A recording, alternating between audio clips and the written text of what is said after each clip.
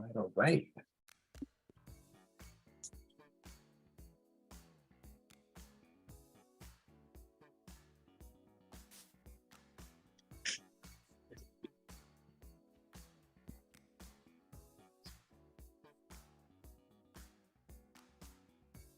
That's what.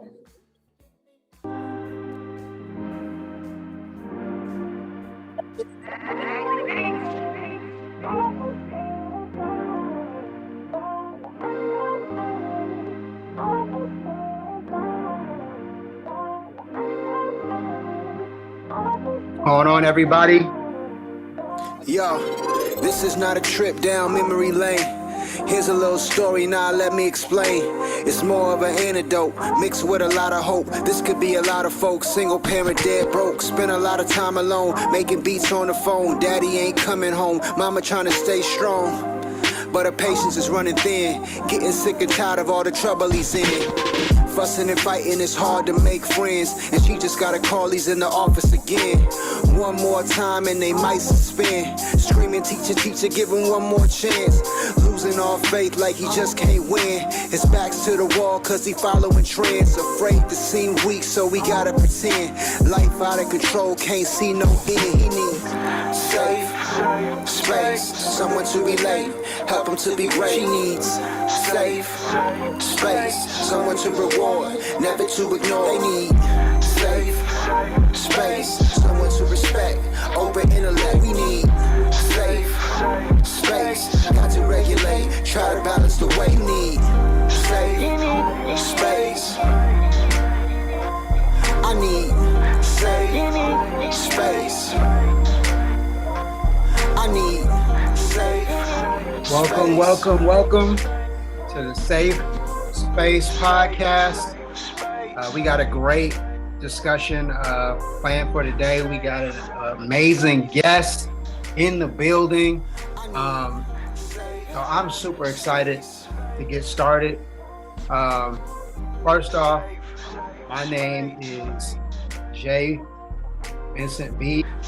People know me by my government name, Jared, which is cool too. If you catch me in the classroom. With us, we have our CFO in the building. Sean, go ahead and introduce yourself, man. Yo, ladies and gentlemen, it's your boy, Sean Donatello. That is my stage name. But if we're talking governments, I guess we're going government today. Sean McBride. I am the Chief Fund Officer here at Music for Your Mental Health. And I gotta say, I'm excited. I'm excited for our guests. I'm excited about the content because this has been a long time coming. I remember like it was yesterday when we actually first met, probably like a couple years ago, like via the classroom. Wild. Yeah, it's pretty wild when you think about it. It's proud that we're back here. Yeah, who knew? Who knew? We'll be back here again, ready to open up in front of the world. So, without further ado, our special guest needs no introduction, but I'm going to introduce her anyway. She's an amazing actress, slash comedian, really. She is an educator. She is a Harvard graduate, which is like a rank of its own because there's not too many of us that make it through those doors. Ladies and gentlemen, make some noise for Angelique Henderson. So you gotta clap for yourself too.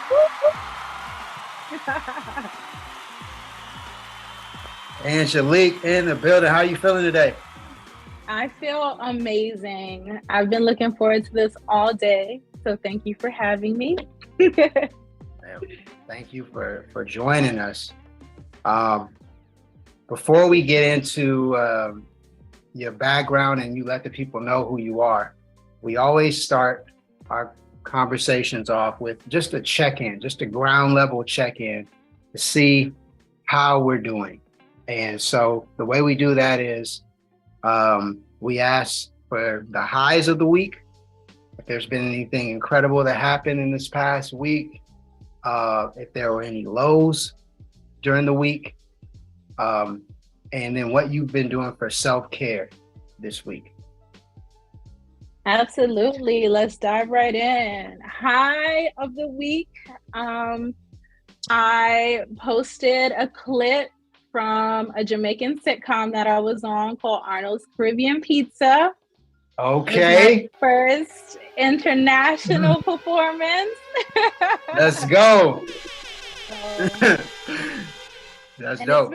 It's been received really well. I'm extremely proud of it. I'm extremely proud of that work. It was an incredible cast and crew that I got to work with. I got to work with director Bentley Kyle Evans, who's also the producer of Martin. So he was behind that. We shot right here in California at Harvest Studios. And it's just been really great to see a final product of something, to see the fruit of my labor of moving to LA. So that's been an extreme high for the week, and just all the love and support that I've gotten from that. Yeah, that's amazing. Congratulations. Thank you. So I got some comedy chops there. Got a Jamaican accent. I'm Caribbean, so I'm Guyanese. I'm not Jamaican, so that's also funny. Okay. Yeah. So that was a high. Low of the week.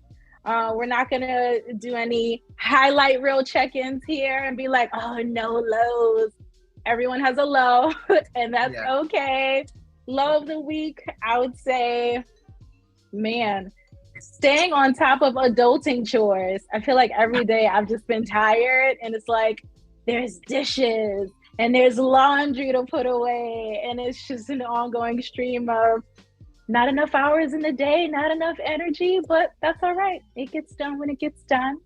My self-care has been on point though. I've been eating a lot of good meals mindfully this week. So just putting the cell phone distractions away, enjoying some good ground turkey pasta and some salads and some smoothies and ice cream too. We threw some ice cream in there, but yeah, that's my week. Okay.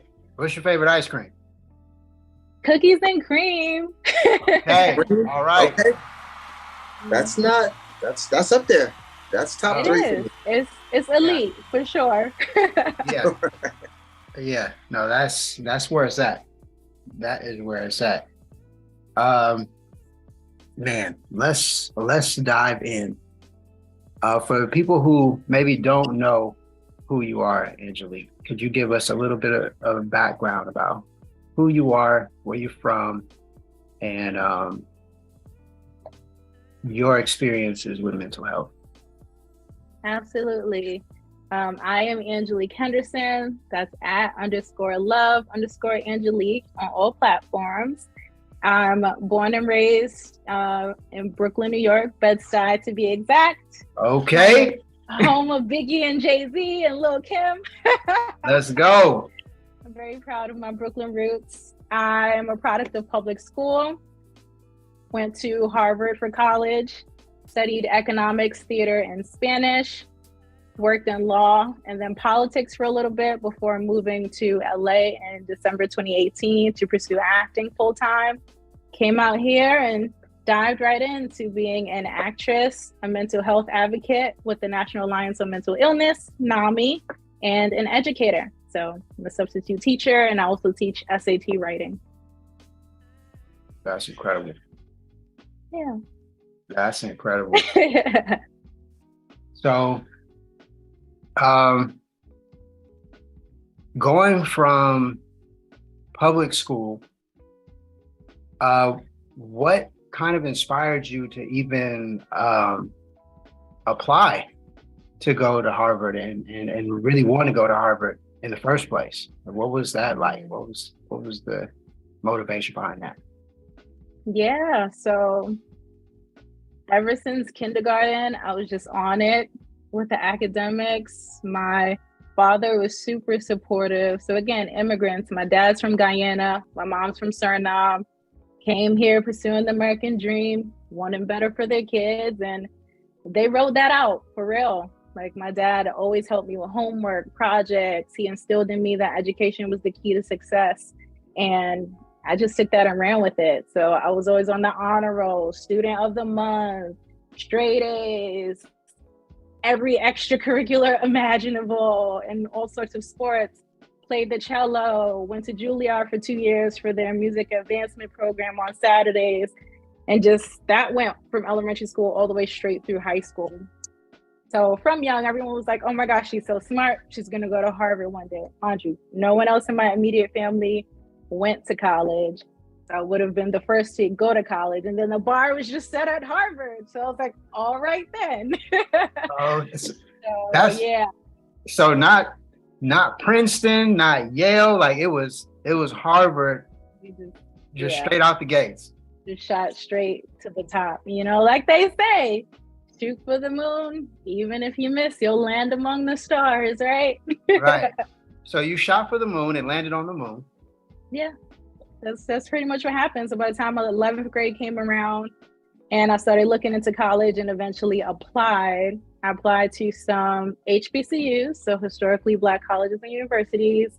I applied to some Ivies. So I applied to about 4 of them and then got the acceptance to Harvard, and there wasn't really much of a debate or conversation once that came in. So we were off to the Ivy League. That's incredible. Yeah. So talk to me about the experience once you were there. Yeah, so again, first one in my family who went to college. So I had no idea what I was doing. I used to refer to myself as a ghetto fish out of water. Okay. Which was the honest to God truth. And that's just, you know, very Bed-Stuy, very Brooklyn. I was determined not to ever lose my Black scent. I was like, we're bringing it all authentic, all real, all raw. They're going to get what they're going to get, and we just gonna figure this out. And that's what it was. I had some incredible advisors who just took me straight under their wing, made sure I understood the ropes, figured out how to choose classes, how to deal with financial aid, how to access the different study resources, as much as they could, because again, we'll get into all the mental health stuff that led me to this podcast. But yeah, that was pretty much it. Got there, had to learn the ropes quickly, had to still obviously maintain communication and connections with my family and loved ones back at home,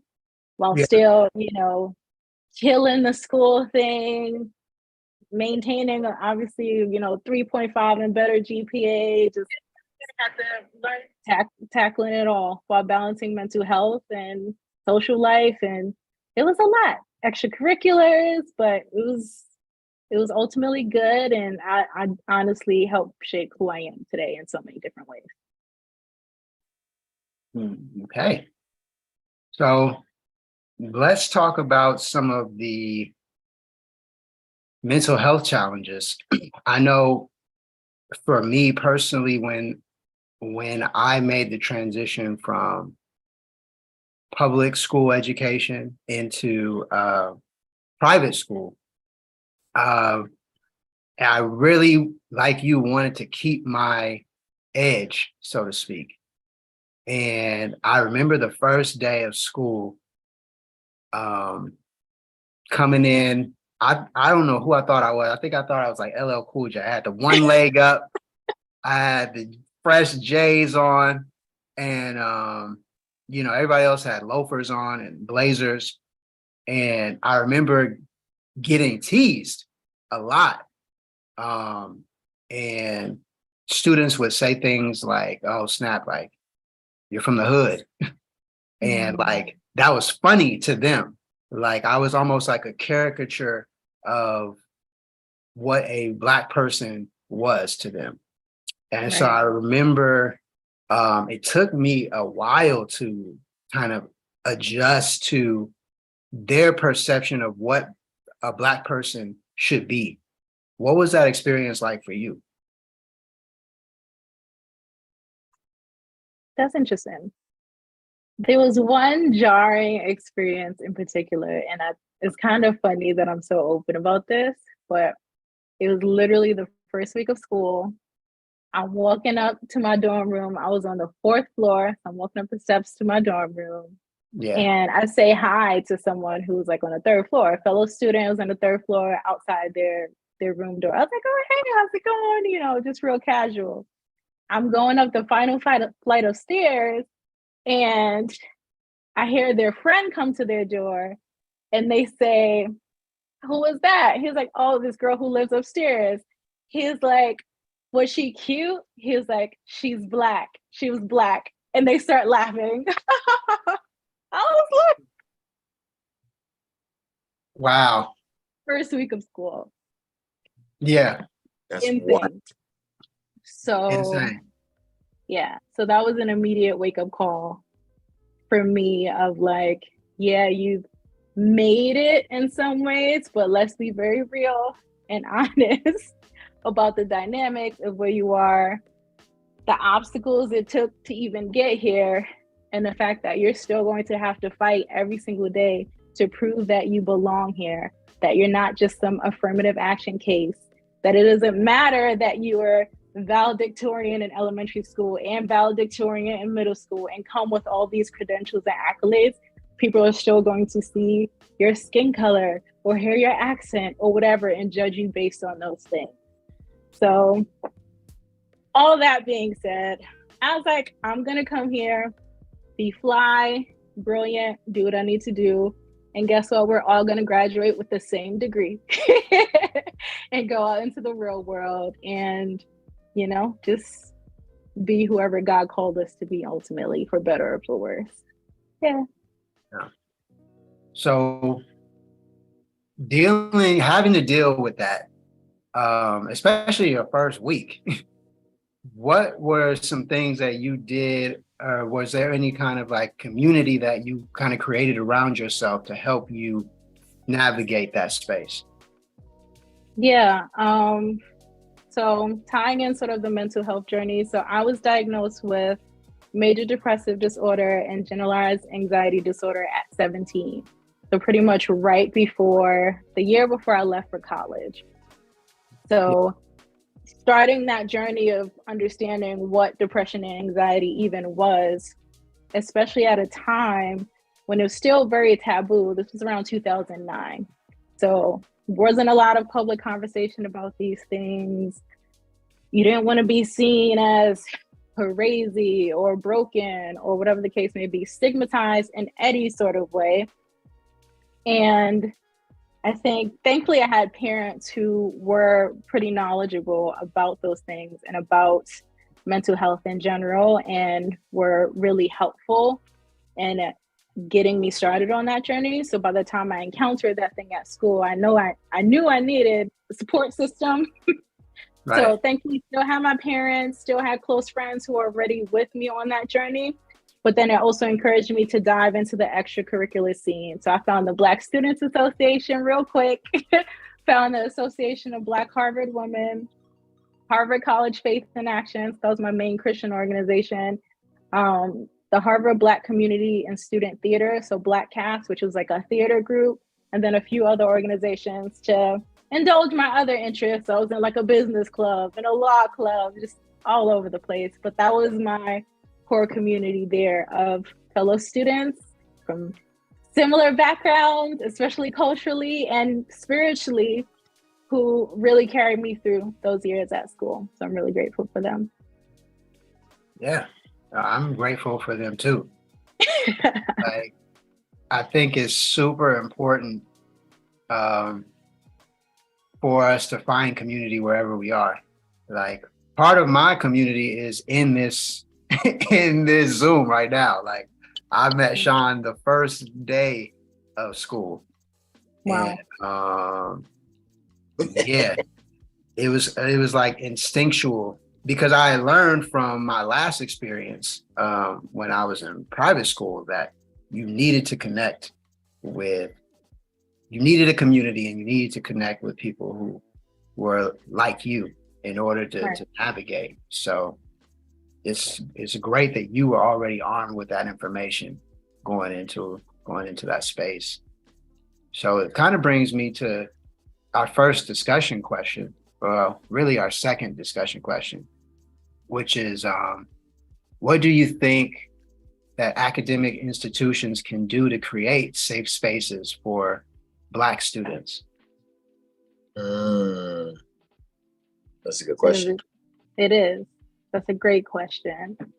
I think, one, thankfully, a lot of them do have cultural organizations like the Black Students Association. Other schools call it a BSU, so like a Black Student Union, etc. So there is a solid emphasis on having extracurricular activities and affinity groups geared toward minorities. So that's a huge blessing. I think in addition to that, making the resources that are available on campus accessible to everyone and known to everyone. I didn't find out about some of the resources that were available until my junior year of college. When I was in crisis or going through things, and I was like, oh, what? I can get therapy for free here. I can, see this study counselor who's going to help me figure out my planner and choose classes. It was crazy. So making sure that, those things are easily accessible and known about very early on and reiterated throughout, different students' academic experiences, and then connecting those minority organizations with the wider campus and allowing them to flourish and thrive, and having the resources that they need, especially in terms of funding, to be able to have the different events, the different, especially Mental Health Awareness Month, right? Putting all those different awareness activities so that people know that they're there and that they're easily accessible for them. Yeah, I agree. I think it would be great to have almost like a liaison for every incoming class, to be able to do exactly what you just said, like to showcase all of the resources that are available. Right. That would be incredibly helpful. I know at our school, there were things that our BSU put together, like barbecues but at the same time, as a young freshman, I don't think I was really paying attention to what anybody was saying. Yeah. Hey, yo, I was going to say that, bro. I was like, I feel like as a young freshman, they pulled up and talked to us about all the resources. And all I heard was, like, I was like, not even paying attention. I was like, yo, where's my dorm? Where the honey's at? Yo, what we doing tonight? Like, I was not even focused, bro. Yeah, we knew where the party was, but we did not know where the resource center was, where the therapist was. No, heck no. So that's the challenge. Like, well, how do you get us to listen, to know that there are resources? Well, that was the thing though. Like there was no concern for it. Yeah. Like, I paid attention to what I felt was necessary for me to exist and to thrive here. But if I didn't feel like it, it was like I didn't know that I would need to talk to my counselor at some point. Because it wasn't important. It wasn't a thing like mental health and, you need to sit with somebody and make a plan about how you're going to attack this. That wasn't a thing. Like, mental health was never talked about in middle school, high school, anything. So why would I even seek it out? Why would I even be? That was for real. That was for sure the womp, womp, womp in my ear. Like, this does not apply. I don't even know what that is. Like, so it should really be a part of almost like a part of the curriculum, or a part of just the school experience. Like, that's a mandatory class that you register for.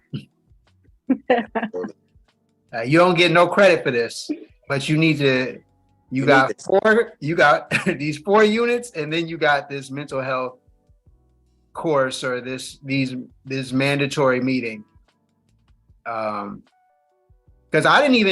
it's funny because I didn't even have a counselor for my classes. Like I showed up and had I had a lab with no actual class. So, and I didn't even know until the semester was over. I was showing up to the lab doing the science projects without going to the class to actually get the information that everybody else was getting. Yeah, bro. And there was no one there to be like, hey, you're not going to make it, buddy. You need the class to go with the lab. They would just let me do the science projects. Bro, I didn't even know I had a counselor until I was on academic probation. And I was like, wait, what? Y'all about to kick me out? Like, yeah. Wait, there's somebody I can talk to? Where are they? Like, it's in your welcome packet from 3 years ago. They're like, oh, snaps. My bad. Like, yeah. Wait, where did you both go to school? With the UC Riverside. Okay, got it. UC system. Yeah, man. But what was interesting is that it wasn't that way for every student. Like my roommate, who was an engineering major, had an entire packet when he got to school of all of his classes laid out for the entire, 4 years. And I looked at that and I'm like, man, I didn't get any of that. I didn't even get books, yet alone a packet. So if there was some kind of packet, even for the student, and just what Sean said, like if there was some care put into really ensuring that even if you don't think you need it, here is a packet, here are some things that will point you in the right direction. Because you're surely going to deal with some type of stress and anxiety. For sure. With the high levels of pressure. So I have a question for you, Angelique. Mm-hmm. How did you convey to your family, who's super excited about you being in Harvard, that things were tough, that this is not what I thought it was? What were those conversations even like? That is a great question, because partly I feel like I didn't convey that until like sophomore year. I think for the first year, I just wanted everyone to be happy. Yeah. Everything was peaches and cream. It was amazing. And for a good deal of it, it was freshman year. Like freshman year, like I said, I dived in, I was figuring everything out. It was a lot to figure out, and there were stressors and pressures, but academically, I was killing it. I was joining a bunch of clubs. I was getting leadership positions in clubs. I was getting banging summer opportunities at like Google and Credit Suisse and Goldman Sachs. Like I was on it. It wasn't until really sophomore year that things got more challenging. Sophomore year was the year that we had to choose our major. We call it concentrations at Harvard. You choose your major. So that's when I declared as an economics major. So started taking the harder economics courses. So now we're getting into the intense course load. I had some family problems going on back at home that I couldn't necessarily physically be present for. So that was hard as well. So I think by sophomore spring, I was just like, y'all, I'm burnt out. I'm coming home to visit. I'm coming home to be with y'all. And from freshman year, I used to go home at least I went home too much. All right. You were one of those students that was home every weekend. Yeah. You had dinner every night with your folks. I know. And you would think it wasn't like a 4.5 hour drive / bus ride. No, I was there every holiday, every few weeks. I just was trying to be home because I want to be with my family. I miss them so much. So sophomore year was pretty similar. And yeah, eventually just started opening up y'all, it has been hard. I'm trying to balance all of these things. pulling all-nighters now, because freshman year, I was still going to bed like 11 p.m. to this day. And even talking about it now, I don't know how I was killing it so hard freshman year. I don't know if it was the adrenaline of being excited, what it was, but bed by 11 p.m., getting all my readings. And when I mean all of the readings done, all of the homework done. And then, yeah, from sophomore year onward, it just was a bit of a downhill spiral. Still killing it, but just, you're juggling a lot more. I got into a romantic relationship, so you're juggling that. You're juggling family stuff back at home. Now you're trying to figure out what you're going to do when you graduate. So, yeah, just sat down with them and was like, hey, guys, things are getting really tough. I need more help, more support. And they were really receptive to that. So they would call me more often. We would video call. So that's when FaceTime and Uvo and Skype, all of those things started becoming more and more available to have the connection that I needed. Yeah. So what would you say to, families that may come across this and want to know how they can create safe spaces for their children who may be first generation, college students? What advice would you give to them in order to create safe spaces where their children can feel comfortable letting them know, I know you're excited about this and this is great, but this is also heavy? Yeah, I would definitely say make your unconditional love known. You have to lead with love and you have to lead with empathy. I think those two things carried me so well because my family just did them so well, letting me know that, hey, yes, you've achieved this great thing. It's not necessarily going to be easy, but we're going to love you even if you get a B, right? C's still get degrees. I learned that saying real hard. C's get, thankfully I never got a C, but C's get degrees, and that's okay too. I only got C's. I was a seaman. All right. Yeah, that's all I got. That's right. And you still got a degree and you graduated. So families need to let their loved ones, their first gen students and all students, we're going to love you regardless. You don't have to be perfect. You don't have to ace everything. You don't have to get the perfect summer internship or the perfect job offer after you graduate, whatever. We're going to love you anyway. And then again, leading with empathy. Like, hey, I may not know exactly what you're dealing with, especially again, my family, they had no context for any of that because just none of them went to college until my sister. So my sister went to the Navy and then she eventually graduated from college as well. But before then, just none of them. We don't know what it means to choose your classes, to drop a class, to have to juggle all of these decisions, but we're going to try as best as we can. And again, we're going to love you through all of that while you're making these tough decisions and just seeking to build the life that you're proud of. That's awesome. Shout out to the Hendersons. Right? Shout out. Hey, mom. Hey, dad. They're probably on this. So, hey, y'all. That's great. That's great. So,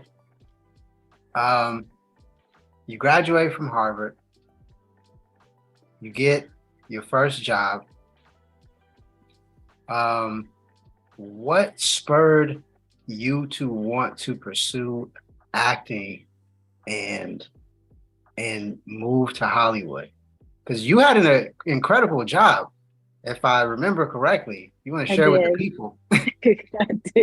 I've had several incredible jobs, and somehow I ended up in Hollywood. Well, okay, so I've been acting since kindergarten, so I got the bug literally since then. You didn't tell us that. Okay, here we go. I know. Here we go. We get into the juicy stuff now. So the art. I came out the womb. All right, you said ahead. You what? No, you said you pretty much telling us you came out the womb acting. So I don't know. I thought it was, but yeah, go ahead. That makes sense. No, it was a character straight out the womb. So yeah, my first play was kindergarten, and I was Snow White. Okay. Had my 7 dwarves, had my prince, got all the applause. And I was like, I love this. This is amazing. I need to do this for the rest of my life. So since kindergarten, there's always a balancing act between arts activities and then the academic stuff. So by the time I went to college, I thought I would be an entertainment lawyer. I would be a theater minor so that I could use my theater skills to act in the courtroom and win my cases. Okay. And graduated, was a legal assistant instead for a period of time, as I thought I was still going to go to law school. Yeah. Next thing you know, I was working for Mayor de Blasio's administration using my economics degree. So I was advising on their anti-poverty programs for the mayor's office for economic opportunity. Nice government job, had my little benefits, my vacation days, sick days. It was great. And then I was like, I still want to act and I still feel called to it. I don't want to go to law school. I don't want law school debt. And found myself taking acting classes nights and weekends still. Was like, I'm never going to be able to pursue this for real if I have a day job that's so restrictive in these ways. I'm going to move across the country and I'm going to do this for real at 26, just like Taraji P. Henson did. All right. And that's how I ended up in Los Angeles, California.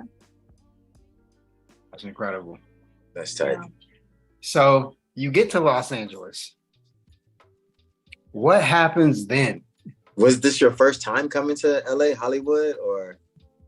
So I moved out here. Yeah, I visited before. So I moved out here on my 5th time to LA. So I had visited 4 other times, got a feel for it, spent the summer out here until I eventually was like, okay, I think I could do it. I can make the transition. It'll be fine. I had developed some friendships. I had checked out a few churches out here. I was like, we're going to do it. And again, 26 just seemed like that magic age. Just seemed like it was a now or never kind of age, still in the 20s. So yeah, I moved out here, literally found a place to stay like 3 days before I left. Okay. Came out here with some savings, dived right into commercial acting classes. And yeah, just pretty much started right away. I started doing background acting through central casting just to get on sets, get a feel for that. Next thing you know, I was doing short films, so acting in short films. I assistant directed a short film called Rain Days that first summer that I was out here, which was really fun with some LA Film School students. And yeah, thus the media mogul journey began. I've always known I wanted to act, write, direct, and produce, but right now, main thing is the acting hat. But started dabbling into the other things. And yeah, it's been a journey ever since, especially since 2020 when that pandemic hit and all of the hard mental health journey work I did with the depression and anxiety came crashing down. My framework came crashing down, you know, all my cute little self-care and coping skills and seeing a counselor, seeing a therapist just shattered once the pandemic hit. And yeah, from then it was a journey of building those things back up and also finding NAMI. So that's how I found the National Alliance on Mental Illness. One of my friends at church was a director for one of their programs. And she was like, you should join NAMI and like be an advocate and present about your story to elementary school students, middle school students, high school students, faith communities, businesses. I was like, what? And she's like, you get paid for it. I was like, I could use some extra pay during the pandemic. And yeah, that's how she grabbed me into the mental health advocacy world. Okay. So how early on was this into the pandemic where you kind of made the transition into like really working with NAMI? So the pandemic really hit about March 2020 for me, especially when school closed, since I was a substitute teacher and still am. And I trained and fully onboarded with NAMI that December. So a few months in, pretty much. And yeah, from December 2020 through now, it's been giving presentations to different organizations. I got to do like a mental health awareness month panel with actress DeWanda Wise one year. So that was really cool. Did like a mental health symposium with an organization out here. It's been great. And like I said, I just love it to know that there is a resource like NAMI that is providing all of these services for free. So they have different peer-to-peer classes where there are group classes with other people who have mental health conditions to help them understand each other better. They have family group classes and group therapy to help family members who are affected by mental health conditions or have a loved one dealing with something, and just so many other things that are there and free. Crazy. Yeah. NAMI is an incredible organization that's huge. It's like, is it international or is it national? National. So yeah, it's the nation's largest grassroots mental health organization. That's awesome. Yeah. Awesome. So going back into the acting world and in entertainment, especially here in Hollywood, what are some of the things that you've seen as far as maybe obstacles facing Black creatives in this space, if any? That is a great question. And I would say, one, for sure, the biggest thing still is the stigma around it. I don't know what necessarily will need to be done for that stigma to be removed more, but it's just something about being in entertainment. And as soon as, you say you have any type of struggle, or I know a lot of people have come forward and been more honest about their journey with bipolar disorder, for example, which, there are different types of bipolar, but it's differently characterized by extreme mood swings. Selena Gomez, for example, and Jennifer Lewis have both been more open about their journeys with bipolar. And thankfully, they're bosses, so they're not necessarily affected by going around and being that open about it. Other people, no. It's like you can't say you struggle or you deal with any of that. You'll be written off. Who knows? You'll be blacklisted. You'll be seen as crazy and all of these other stigmatizing things, which is really unfortunate. People may not necessarily want to work with you artistically.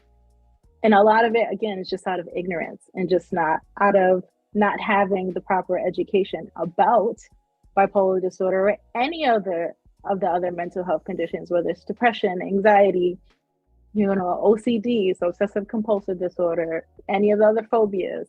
So yeah, the stigma for sure. And then again, just lack of access to resources, unfortunately. There is only a small percentage of minorities who are trained therapists, unfortunately. So to even get a minority therapist or any type of culturally competent therapist is hard in general, and even harder in Los Angeles for creatives for some reason. And it's just really unfortunate. So, yeah. We have one of those Black therapists unicorns in the YouTube chat right now. So Stevie, do? Yeah. Hey, Stevie.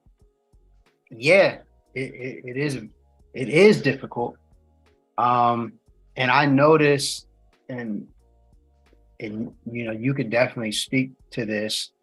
I noticed that it's even more of a stigma for Black women. You're not allowed to really feel any kind of way except happy to be here. Because if not, the doomed phrase difficult to work with can pretty much write you off from your entire career. Absolutely. Have you seen any of that, or is that just is that the energy that is kind of projected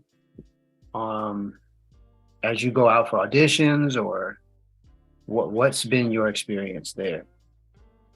Thankfully, I've been blessed to not have seen it or experienced it, Good. but it definitely is one of those things that's there. So you sort of wear it and bring it with you anyway. So when you're doing that self-tape, you're bringing your biggest smile, making sure you don't have any RBF on, and like just trying to dazzle them with your exuding joy and happiness. And, you know, that goes for all types of self-tapes, live auditions, whatever the case may be. And then, yeah, translating to, like you said, on-set experiences where, again, you have to be pleasant and accept whatever's going on. And again, thankfully, in this mental health space, one of the important things that we all have to learn is to advocate for ourselves.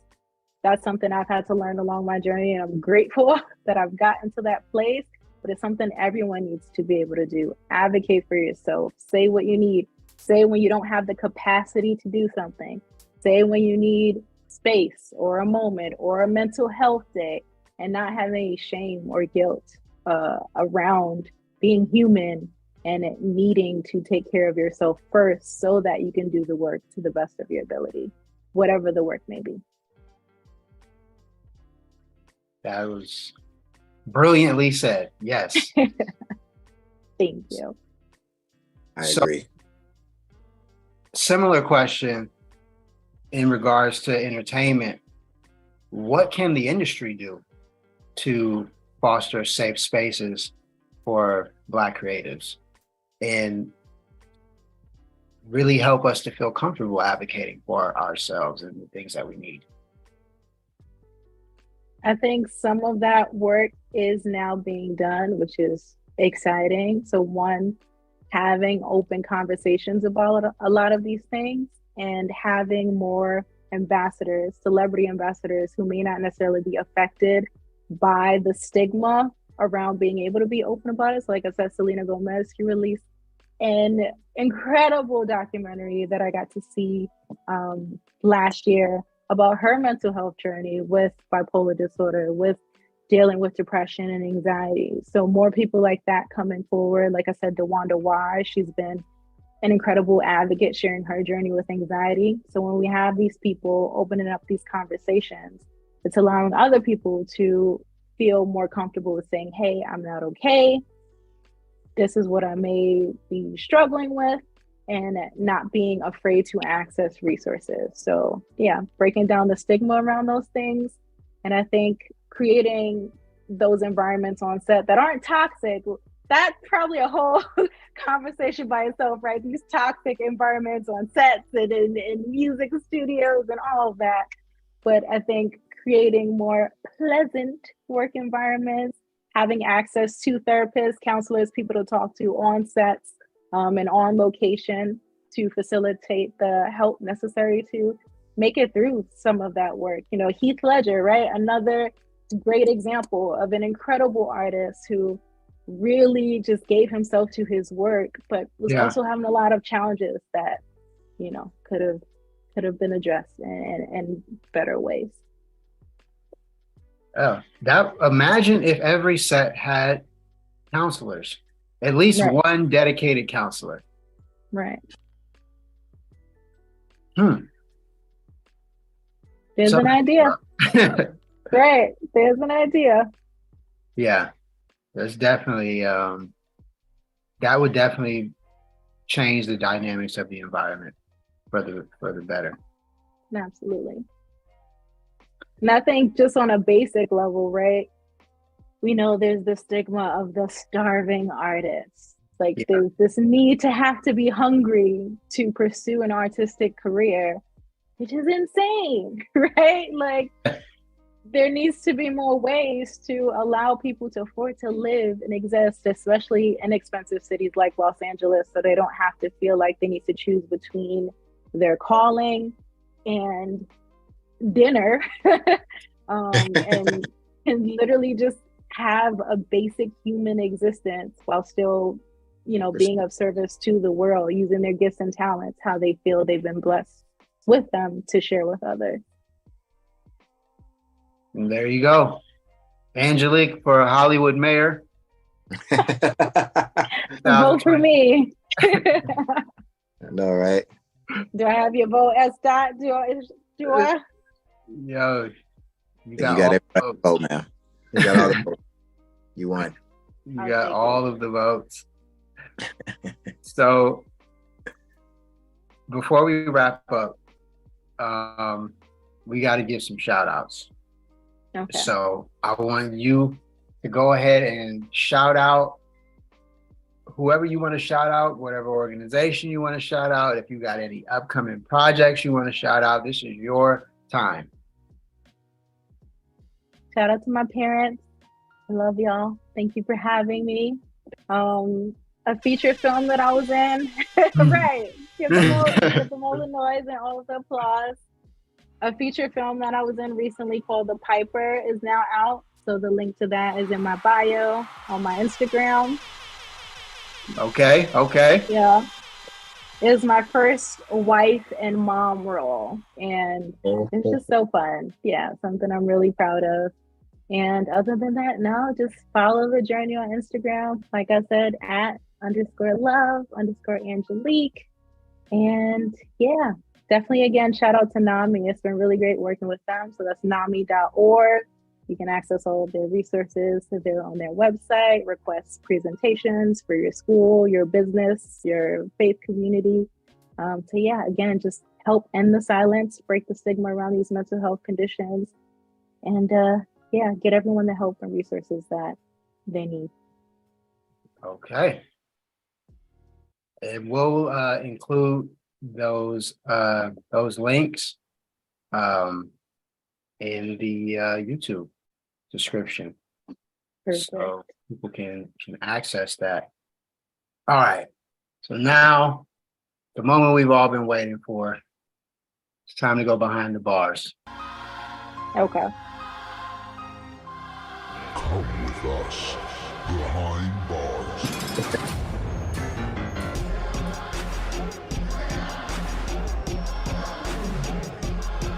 So this is the portion of our conversation where we ask you what music, what song in particular has been inspirational, motivational to you that we can leave with the people as we ride out.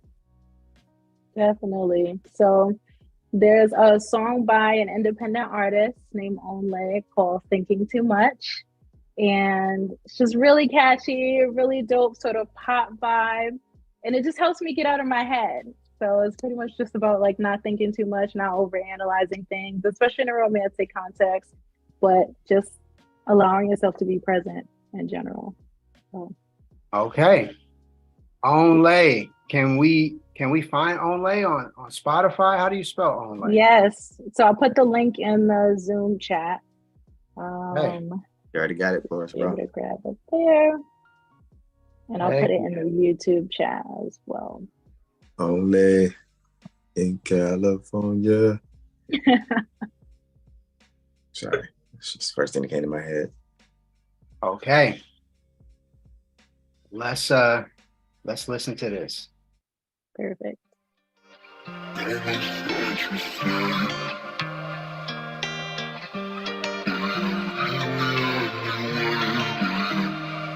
They say that time flies, but no one tells you when it's over. Feel like I just looked over my shoulder to back and you were gone from me.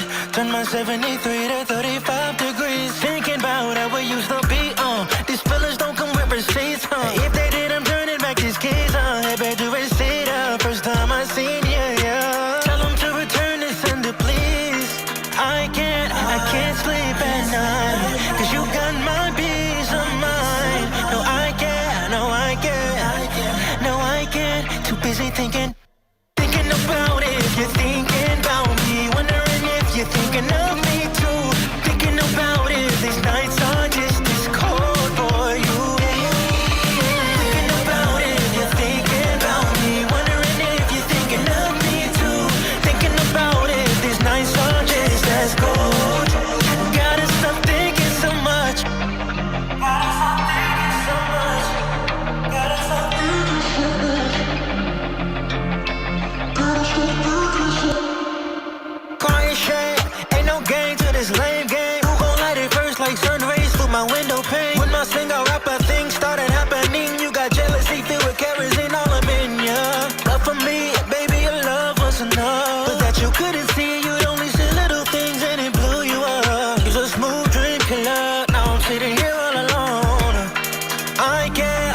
can't sleep at night, 'cause you got my peace of mind. No, I can't, no, I can't, no, I can't. Too busy thinking about it. You're thinking about me, wondering if you're thinking of me too. Thinking about it, these nights are just as cold for you. Thinking about it, you're thinking about me, wondering if you're thinking of me too. Thinking about it, these nights are just as cold. Gotta stop thinking so I can't stop. Can't stop thinking about you, I can't stop. Can't stop thinking about you, I can't stop. Can't get you out of my head. Yeah, yeah, yeah. I can't stop thinking about you, I can't stop. Can't stop thinking about you, I can't stop. Can't get you out of my head. Thinking about it, you're thinking about me, wondering if you're thinking of me too. Thinking about it, these nights are just as cold, boy. Thinking about it, you're thinking about me, wondering if you're thinking of me too. Thinking about it, these nights are just as cold. Gotta stop thinking so much, so much, so much, yeah, yeah. Yeah. All right. That's what I'm talking about. Super dope. Yes. There you That's go. my jam. That's Ohnle for y'all. Ohnle. Shout out to this artist. Shout out to you, Angelique, for coming in and just blessing us with your story, dropping gems on us. We super appreciate you. Again, for everybody that's listening, we are Music for Your Mental Health. You can find us on all socials. Our website is www.musicforyourmentalhealth.org. I've been your host, J. Vincent B. Sean Donatello, and we appreciate every one of you. Remember to love yourself, take care of yourself, and always love those around you. Special shout out to Angelique and the Hendersons for raising an incredible young lady. We just appreciate everyone for coming out. Everyone have a good night. Absolutely. Night, everyone. Good night. Be safe. Stay safe and stay